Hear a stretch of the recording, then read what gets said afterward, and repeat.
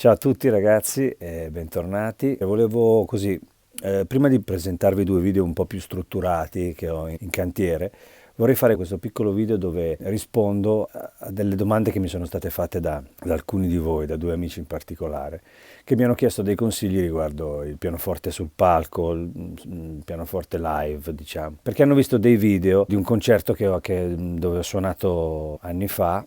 Sono andato a ripescarli, sono andato a rivederli, effettivamente il suono era molto efficace. Era un live all'Arena di Verona che è passato in TV, c'erano un po' di ospiti, quindi c'erano questi pezzi anche che iniziavano col piano, altre cose invece con la band dove il piano aveva una bella presenza e sono dei buoni esempi per parlare di questo argomento.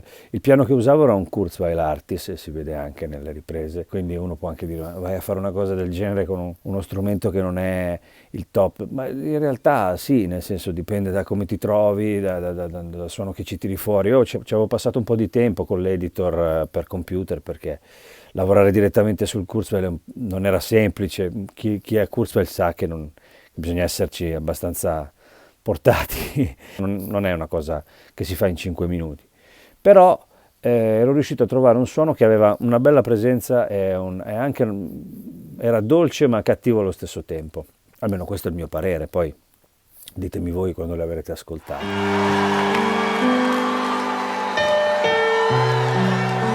Grazie.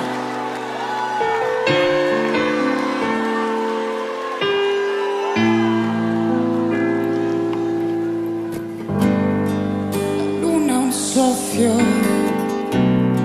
se alzi il braccio puoi toccarla, parte immobile e dà un sorriso da bastarda.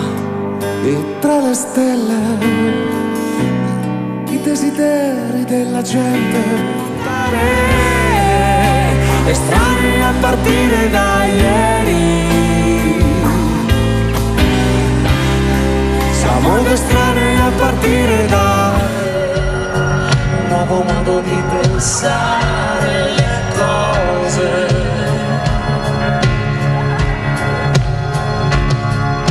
Tra quelle che non sai, che il mio modo di parlarti d'amore,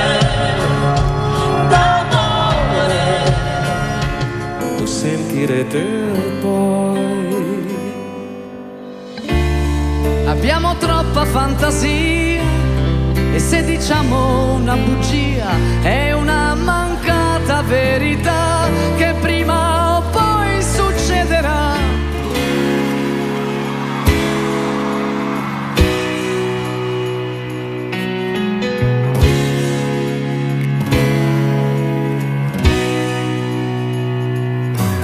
E quindi niente, avete sentito, il risultato non è male, insomma, io penso sia efficace. Ripeto, la questione è che di base tutto ruota intorno all'equalizzazione e alla compressione.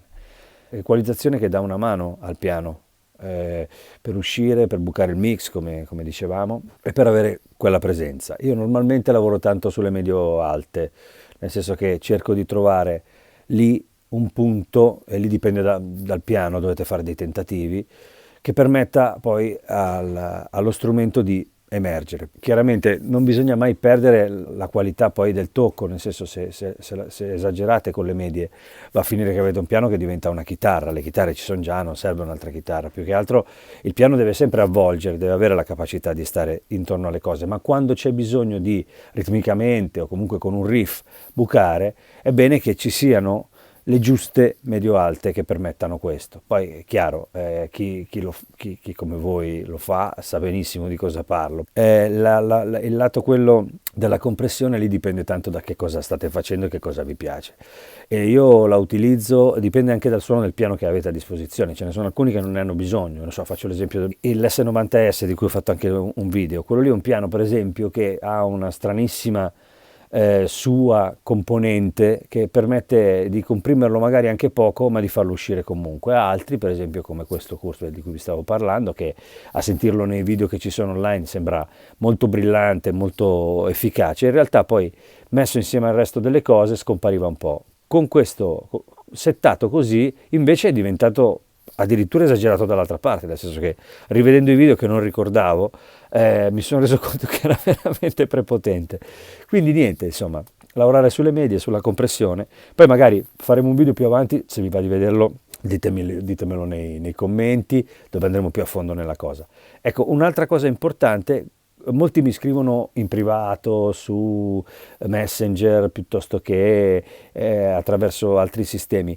Vi chiedo, se vi va cortesemente, se è una cosa che fa piacere anche a voi, di farmi quelle domande o di commentare le cose magari qui sul canale, così almeno possiamo creare lentamente una situazione così dove si parla, creiamo una discussione insieme. Spero che il video sia stato in qualche modo utile e io vi ringrazio come sempre, vi saluto, iscrivetevi, siamo sempre di più, quindi io sono felice, è una cosa che faccio per il piacere di farla e mi fa piacere che qualcuno mi segua.